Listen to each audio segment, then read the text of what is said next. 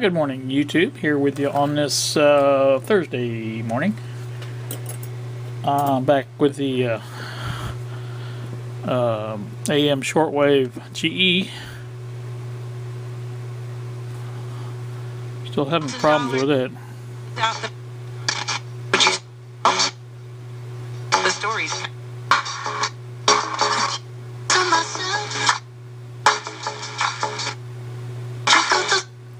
It's still not fixed.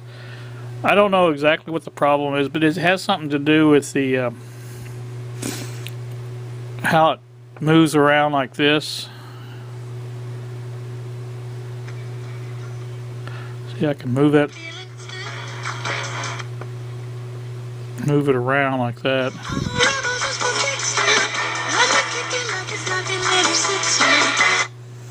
So it's wore out, I think.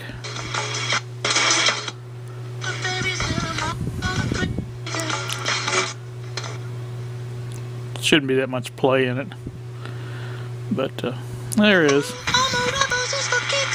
So unless I can find a new one, which I really highly doubt. These are kind of specialized, the way the shafts are. Now I probably could find this base part, and I might be able to find the correct carbon trace to fit this, and you know, I could probably take the switch apart, use the old shaft, things like that, the wiper on it. I don't know, it just depends. I'm not going to worry about it too much more though, because it's taking up too much time, and it's not really worth it. So I did a quick and dirty alignment last night. That's when I found I still had the problem, because every time I would move the radio a little bit like that or something like that to turn it around, and I would get that come blaring out of the speaker. But it's like that. It's just touchy. It's so touchy. But like I said, it's is whatever it is. The alignment did not really improve. I did get 5 or 6 stations, but this was at night, and you can always get more stations at night. I think there's an internal problem in the radio itself, because it seems to be generating some noise that I don't get on other radios. So that's one of the problems. I think I'm going to set this aside again.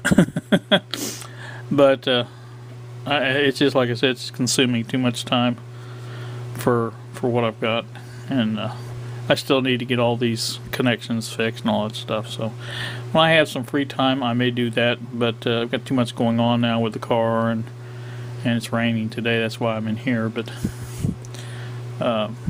so like I said, I'm going to put this aside.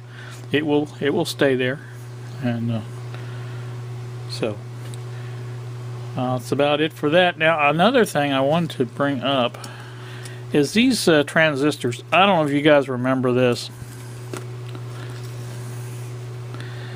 These are the ones I got out of the Syncor field effect meter, FE14. I remember testing these. One of these tested bad, and I thought, well, you know, one of them's good, so I'll save the good one.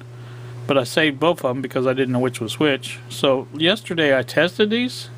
They're both good, and I don't understand what the deal was, but they both tested good.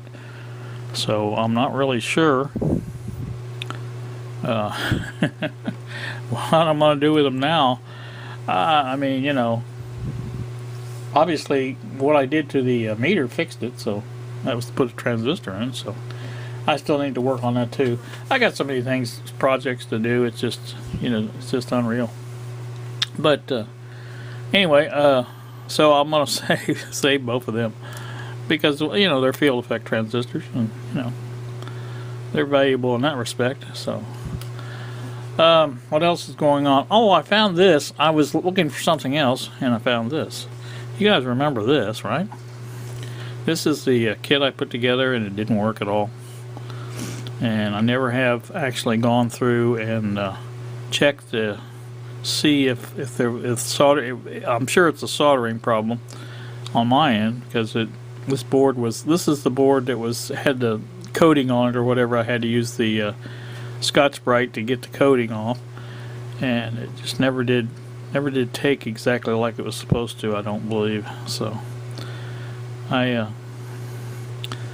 may examine that a little closer and see if I can find a solder bridge or something like that. Maybe it keeps it from working. I mean, it's not something I really need, but you know, I'm just one of these people that hate to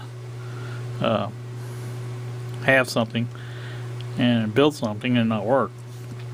It really bugs me when it happens. So, and this, I'm going to say, if I can't get this working, then I'm going to take this off, because these things are kind of valuable for breadboarding and things like that. And, well, all these parts are really. So, anyway, I just want to point out that I did find that. I was looking for my this. I bought. This is a China cable. I don't know if you guys remember it, but it's a BNC on one end with alligator clips on the other. And the idea is to use it with signal generator, frequency tester, anything that's got a BNC where you can hook, you know, right directly to it. This is bad. This wire is connected to the ground. It's fine, but this one does not go through to the center. And obviously, you'd have to, you know, I don't know how you'd find it without, you know, unless it's right here in the end or something like that. But this is bad, and I did not know it, and I was trying to get my signal from my 455 over here to the radio last night, and I could not get it to come over. I'm thinking, what is wrong? But it's this cable here, because I put the scope probe on there, and it worked fine then when I used that. So I got to remember that. I think what I'm going to do is these are I'm going to use these. You guys may remember for the Heat Kit C3, I told you I had leads, but they didn't come with it. I thought they did, but they didn't, so I'm going to have to make my own. So I'll use these alligator clips for that. I'll use better wire, obviously, but I'm going to snip these off. I hate to do that to a brand new cable, but, you know, that's what it is. So I guess I could test that one now and see if that's if the problem was in this piece of wire. Well, I can test that piece of wire. Alright, so anyway, that one's what it is. I'll take the end off of it or something. I'll figure it out, but I just wanted to point that out, that was bad, and I've got that out of the way now where it won't show up again. I do see my other one here. I didn't see it before. It's over here on the left side.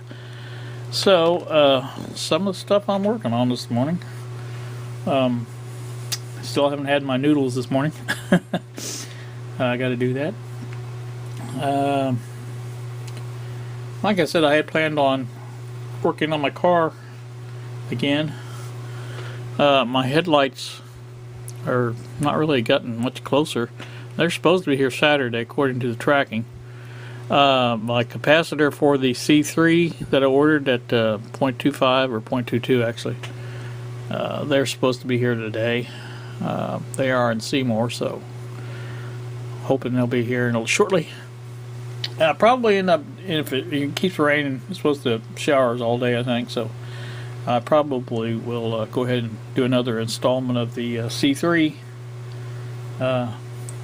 So Bob Gibbons was texting me last night and about there's some discrepancies in the pictorials.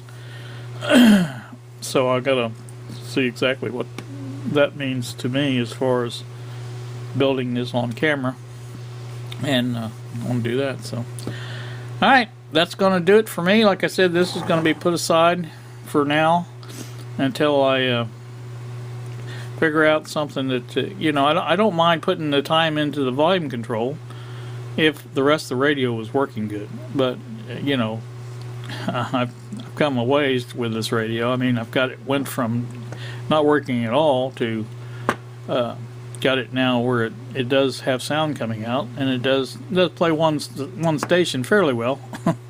But you know, it's got to be better than that. I mean, it's a communications type radio with AM and shortwave, so it needs to do better than that. If the radio worked fine, like I said, the volume control wouldn't bother me as much. But Like I said, with two problems like that, then, you know, I just tend to, it's just not going to be an easy fix, you know what I'm saying? So I think I'm going to put it aside. So, alright, I have blathered on long enough. In fact, I blathered on too long. But anyway, so you guys have a pleasant day. Hope it's not raining where you're at. Thanks for watching, and we will see you. That's all, folks.